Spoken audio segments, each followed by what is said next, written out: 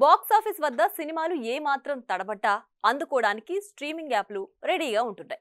థియేటర్లో మిస్ అయినా ఓటీటీలో చూస్తారనే కబోలు. ఇదే క్రమంలో థియేటర్లు ఈ మధ్య విడుదలై బోల్తా కొట్టడంతో మరో సినిమా మీకోసం సిద్ధం అంటూ ఓటీటీ ప్లాట్ఫామ్ స్ట్రీమింగ్ చేయడానికి రెడీ అయిపోయింది. చూడ్డానికి మేము రెడీ అంటూ సిద్ధమైపోయారట మూవీ లవర్స్.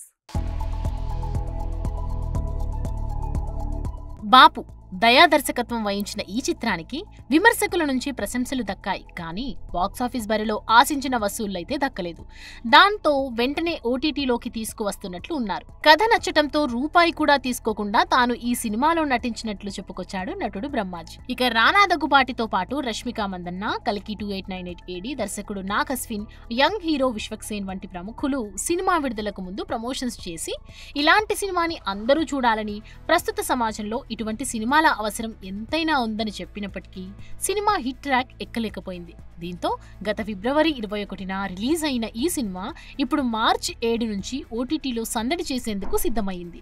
ఈ సినిమా స్ట్రీమింగ్ హక్కులు ప్రముఖ సంస్థ జియో హాట్ స్టార్ వారు సొంతం చేసుకున్నట్లు తెలుస్తోంది.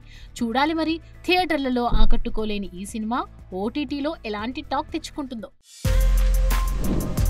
For more videos like this, subscribe Big TV channel.